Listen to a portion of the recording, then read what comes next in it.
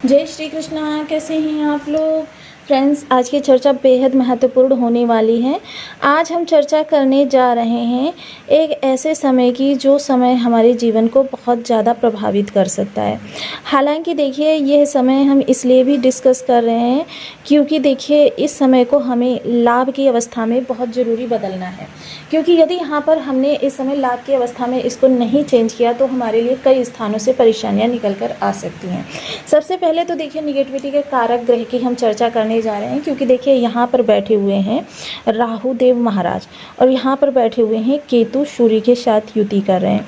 अब देखिए आज की चर्चा बहुत महत्वपूर्ण होने वाली है, क्योंकि हम इन्हीं ग्रहों की आपस में जो समन्वयन है, जो स्थिति बन रही है, उसकी बहुत विश्लेषण चर्चा करने जा रहे हैं। ऐसी चर्चा करेंगे कि जो आपके जीवन को पूरी तरीके से परिवर्तित करने में सक्षम हो। आपकी जो परेशानियां हैं इस वीडियो को समझने के बाद तुरंत आपकी सांत्वना में चेंज हो जाएंगी। तो काफ़ी महत्वपूर्ण डिस्कशन रहने वाला है, इसलिए वीडियो को पूरा देखें। सबसे पहले राहु की चर्चा हम क्यों कर रहे हैं? राहु की चर्चा हम इसलिए भी कर रहे हैं कि राहु जो है बेहद महत्वपूर्ण ग्रह हैं और आजीविका भाव में बैठा है। जैसे कि हम सभी लोग जानते हैं प्रत्येक ग्रह जो है कभी भी रेस्ट नहीं करता है, 2 मिनट के लिए भी रेस्ट नहीं करता, 2 सेकंड के लिए भी रेस्ट नहीं करता।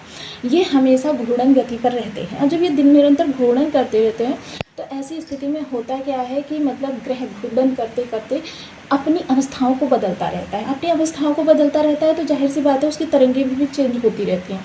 जब तरंगें चेंज होती रहती हैं तो जनजीवन पर बहुत ज़्यादा इसका प्रभाव पड़ता है और वही प्रभाव जो होते हैं जब चेंज होते रहते हैं। इसीलिए देखिए हमारे जो वीडियोज़ है ग्रह से संबंधित, जो हमारे लिए ज़्यादा परेशानियों वाले ग्रह हैं या बहुत शुभ लाभकारी ग्रह हैं, ऐसी वीडियोज़ हम बहुत जल्दी लेकर आते रहते हैं, क्योंकि यही चर्चा आपके जीवन को परिवर्तित करने में सक्षम है। अब राहु के बारे में हम क्यों चर्चा करें? देखिए राहु एक वक्र ग्रह है।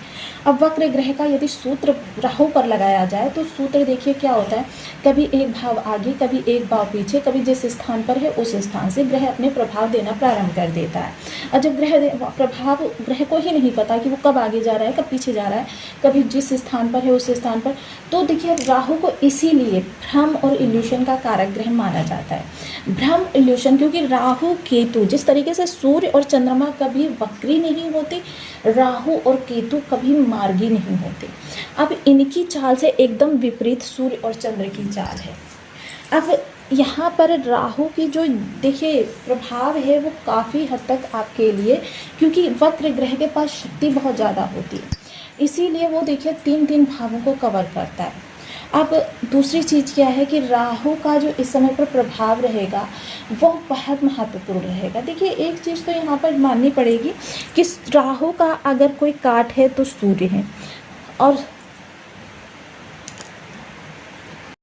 राहु जो हैं ये काफ़ी ज़्यादा अवस्थाओं में परिवर्तन कर रहे हैं, क्योंकि इनकी अवस्था जो होती है, क्योंकि देखिए सबसे पहले तो महत्वपूर्ण ये है कि ये आजीविका भाव में बैठे हुए हैं। दूसरा महत्वपूर्ण भाव इसमें जो विशेष है कि ये धनिष्ठा नक्षत्र में है।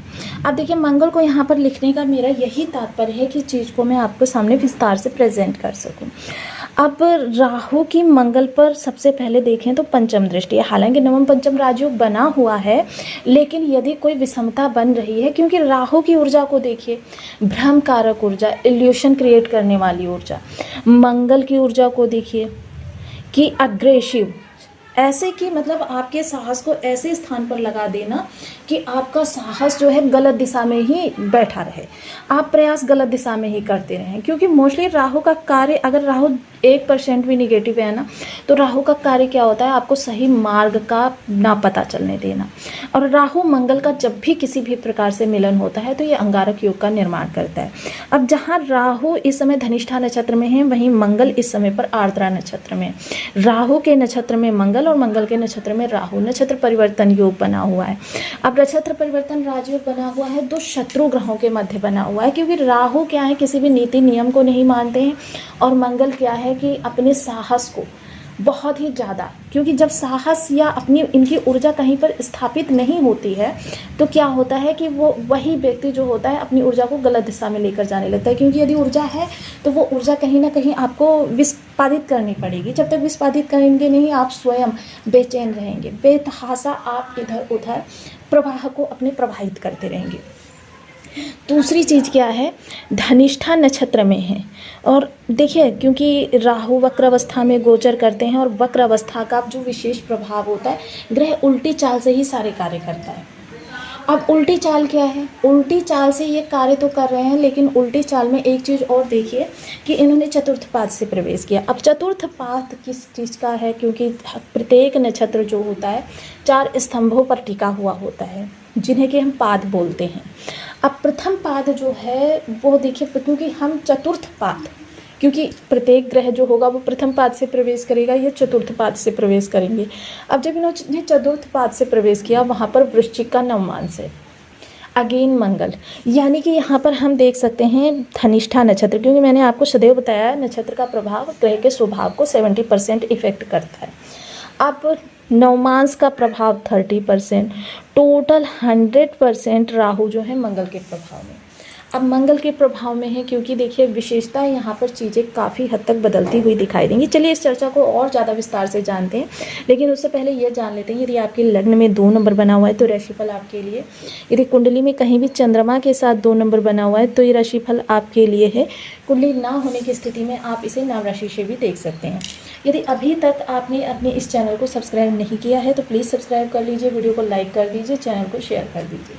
इससे होगा क्या कि हमारे आने वाले हर वीडियो की नोटिफिकेशन मिल सकेगी आपको सबसे पहले। एक प्यारा सा कमेंट करना बिल्कुल ना भूलें, कमेंट से हमें बहुत मोटिवेशन मिलता है, हौसला मिलता है, और ये पता चलता है कि आप और क्या जानना चाहते हैं।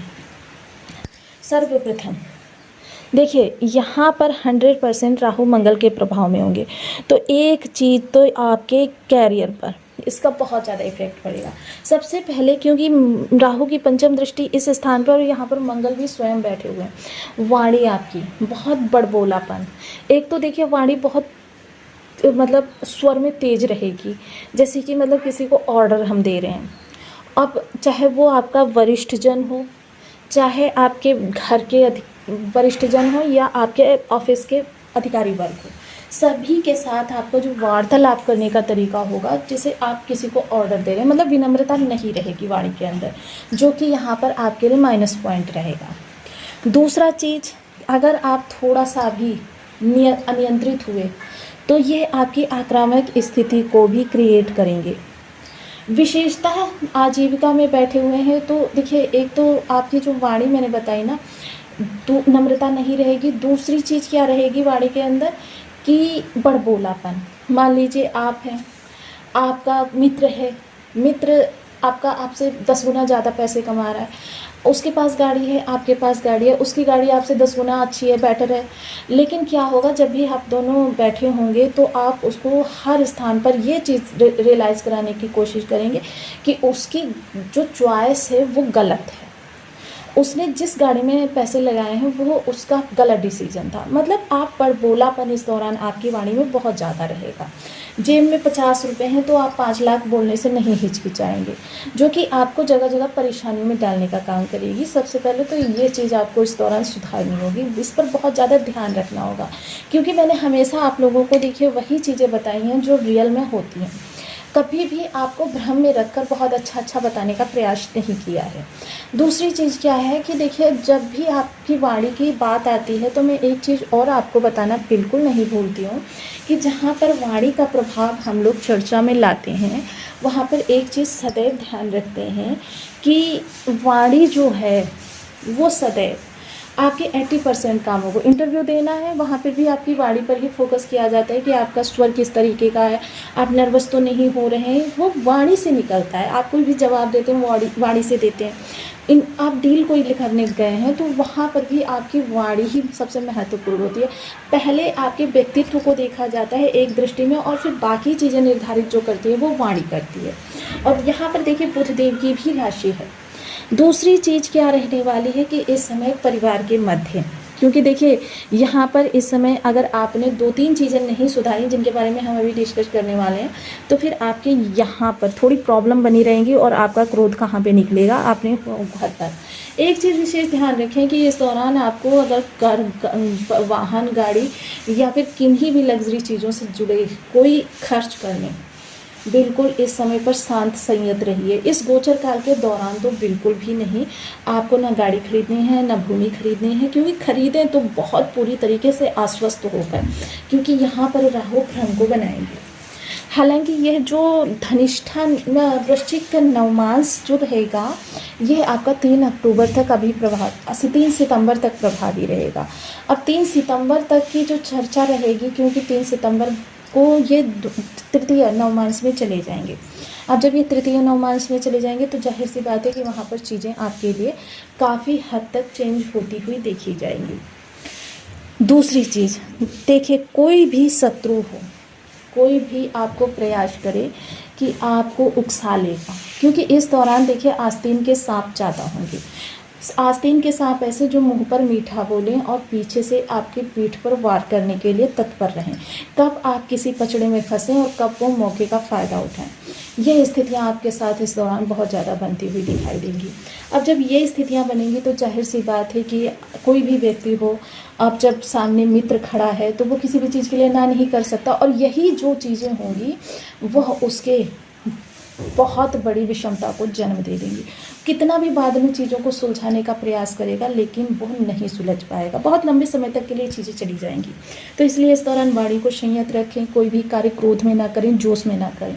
हर चीज़ पर पूर्ण दृष्टिकोण अपनी पूरी, जहाँ पर धन का लेन देन हो या जहाँ पर कैरियर की बात हो, वहाँ पर आपको अपनी दोनों नहीं बल्कि आपको छठी इंद्रिय भी सक्रिय करनी है, तब उसके बाद ही आपको कोई महत्वपूर्ण निर्णय लेना हो। ये चीज़ यदि आप करेंगे तो बहुत बड़ी प्रॉब्लम से बचे रहेंगे। वहीं एक उपाय मैं इस समय पर आपके लिए बता दे रही हूँ, इस उपाय को करेंगे तो राहु की जो ये उग्रता है काफ़ी हद तक कम होगी। सबसे पहले नागर मोथा देखिए पंसारी की दुकान पर इजीली अवेलेबल होता है। नागर मोथा लेकर आइए और बुधवार की शाम के समय, जिस समय पर दोनों संध्याएं मिल रही होती हैं, दोनों चीज़ें मिल रही होती हैं, संध्या प्रारंभ हो रही होती है, एक मुट्ठी लीजिए, अपने सिर से एंटी क्लॉकवाइज उतारिए और किसी भी गंदी नाली में डाल दीजिए। गंदी नाली जो होती है वो राहु का निवास स्थान होती है। ऐसा 11